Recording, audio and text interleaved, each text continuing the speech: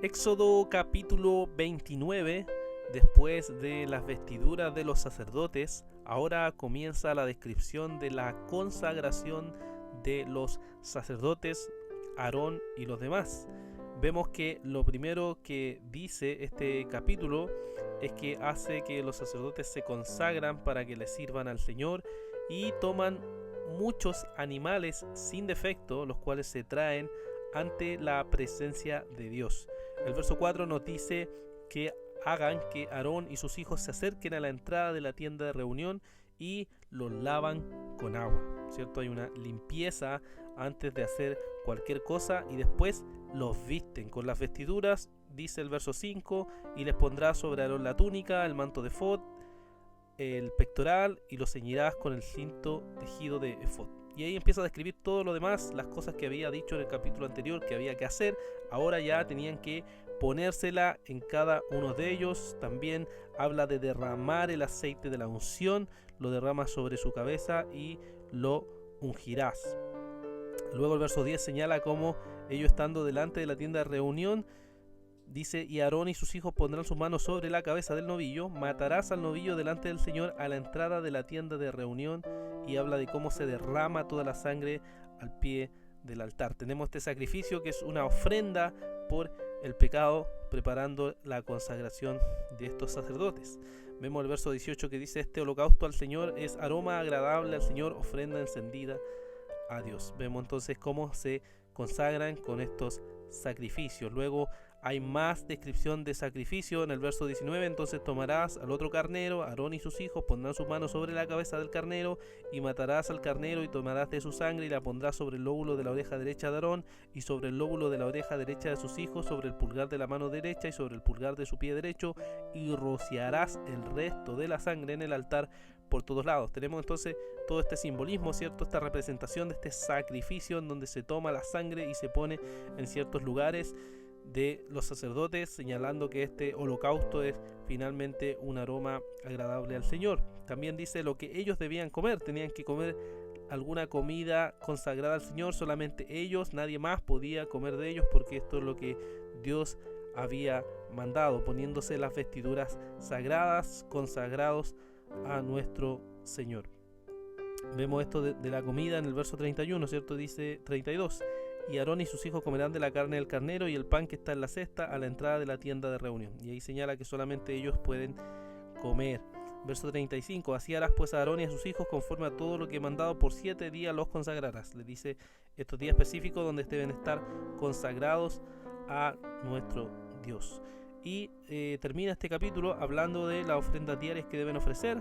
Dice el verso 38: lo que ofrecerá sobre el altar 2 corderos de un año cada día continuamente. Habla de ofrecer uno a la mañana y ofrecer otro al atardecer.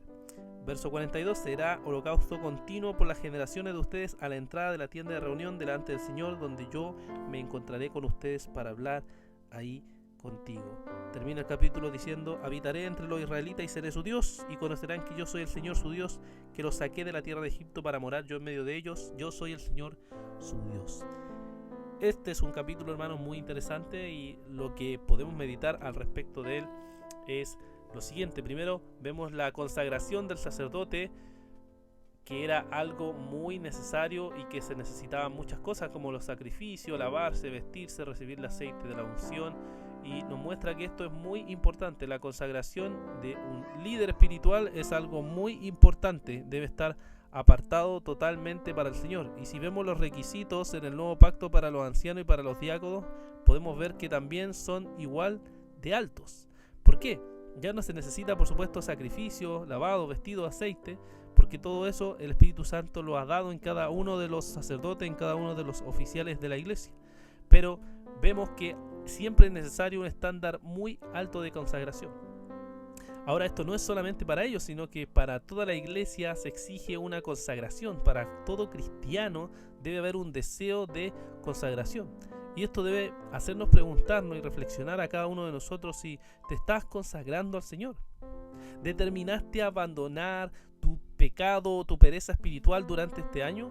rechazas todo lo que es aborrecible al Señor, luchas contra el pecado en oración, ayuno y lectura constante de la palabra de Dios. Eso es consagrarse, eso es dedicarse completamente a la voluntad de nuestro Dios.